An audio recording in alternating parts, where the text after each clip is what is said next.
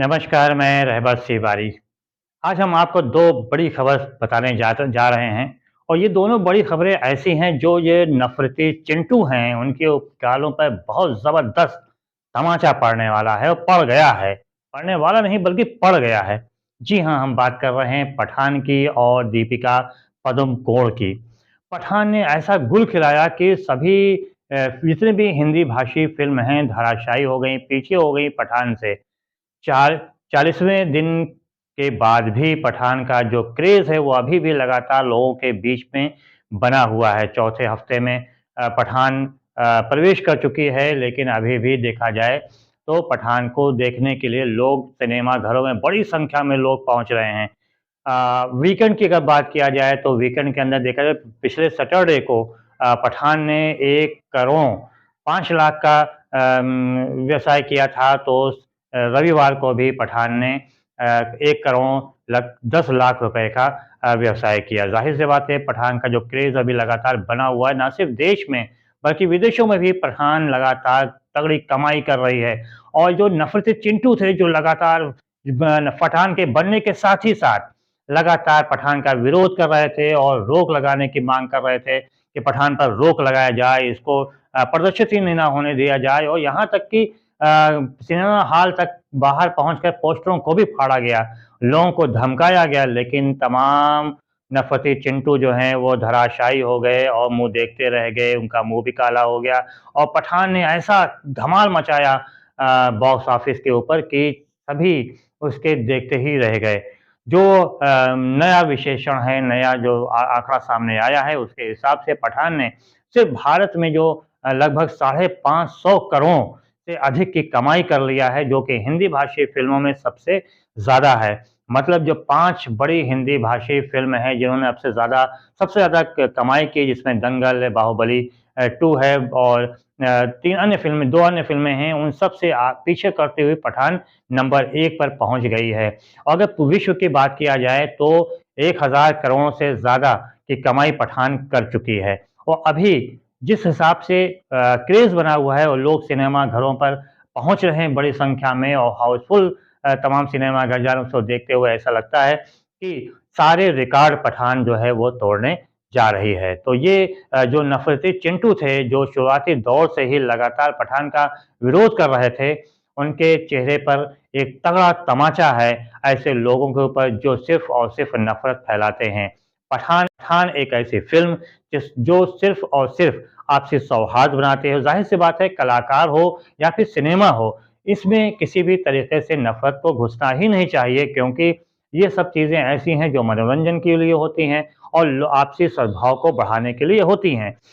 ख़ास बात ये है कि जो अच्छी फ़िल्में होती हैं उनको देखने के लिए सभी मज़हब के लोग, सभी धर्म के लोग सिनेमा घरों तक जाते हैं।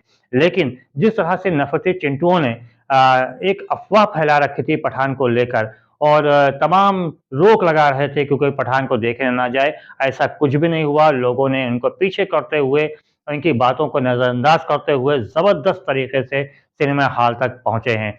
अगर देखा जाए तो अक्षय कुमार की जो फ़िल्म आई थी अभी जल्दी आई थी, सुपर डुपर फ्लॉप साबित हुई और कहीं लोग जो हैं सिनेमा घर तक गए ही नहीं देखने के लिए।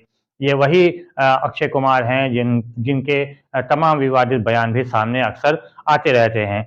ये तो हुई पठान की बात। अब दूसरी बात हम करते हैं इसी पठान की हीरोइन की दीपिका पादुकोण की, जिसको लेकर तमाम तरह की बातें कही गईं और तमाम तरह के बेशर्म जैसी बातें उनके ऊपर छीटाकशी की गई और यहाँ तक कि जो मध्य प्रदेश के जो गृह मंत्री थे, उन्होंने जिस तरह से बातें किया था, बेशर्मी की इंतहा कर दिया था दीपिका पादुकोण को लेकर। आज वही दीपिका पादुकोण देश का नाम पूरे विश्व में रोशन कर रही हैं। जी हाँ, फ़िल्मी दुनिया का सबसे बड़ा अवार्ड, ऑस्कर अवार्ड में दीपिका पादुकोण को प्रेज़ेंटेशन के लिए बुलाया गया है। ये भारत के लिए सबसे बड़ी बात है।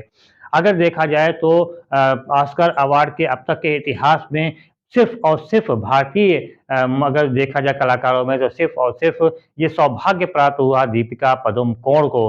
अब जो फ़िल्मी हस्तियाँ हैं, उनके ऊपर अक्सर फप्तियाँ कसने वाले और तमाम प्रकार की आलोचना करने के में माहिर अनुपम खेर ने भी आखिरकार अपने ट्वीट करके कहा कि दीपिका पादुकोण तुमको बधाई हो कि तुमको ऑस्कर अवार्ड का प्रेजेंटेशन करने के लिए बुलाया गया। ये अनुपम खेर वही हैं जो फ़िल्मी जो हस्तियाँ होती हैं, जो आगे बढ़ रही होती हैं, उनके ऊपर छींटाकशी करने के, उनकी आलोचना करने में पीछे नहीं हटते हैं। आज वही अनुपम खेर अपने ट्विटर के ऊपर ये लिख रहे हैं कि दीपिका पादुकोण को बधाई दे रहे हैं।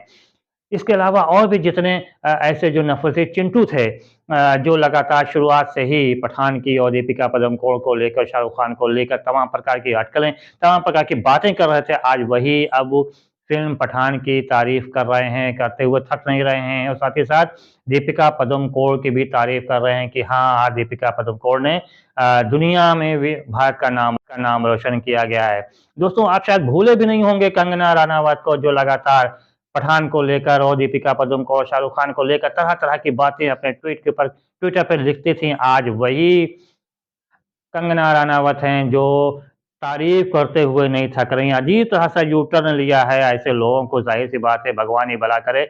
बहरहाल जिनको मिर्ची लगी थी वो अब इनको कितनी मिर्ची लगेगी कुछ समझ में नहीं आ रहा और कितना मरहम लगाएँगे बेचारे अपनी मिर्ची लगने वाले को तो समाप्त करने के लिए। बहरहाल अभी तो बहुत मिर्ची लगनी बाकी है। जब दीपिका पादुकोण ऑस्कर अवार्ड का प्रेज़ेंटेशन करेंगे तब तो और मिर्ची लगेगी क्योंकि इन्हीं लोगों ने नफ़रत फैलाई थी और दीपिका पादुकोण के लेकर तरह-तरह की बातें, अश्लील बातें की थीं। आज वही दीपिका पादुकोण देश का नाम रोशन कर रही हैं, तो ज़ाहिर-सी बात है मिर्चा लगना तो ज़ाहिर-सी बात है।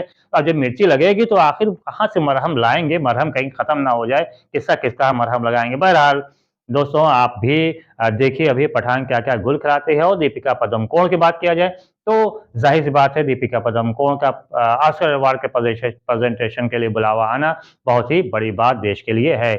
तो बहुत-बहुत धन्यवाद दोस्तों, किसको मिर्ची लगेगी, उसको कैसा कौन-सा कौन-कौन सा मरहम लगेगा, अगर आपके पास होगा ले आके दे दीजिएगा कि मरहम लगा लें और मिर्ची का जो दर्द है वो थोड़ा-सा कम हो जाए। बहरहाल अब इजाज़त दीजिए रहबर तिवारी को, बहुत-बहुत धन्यवाद।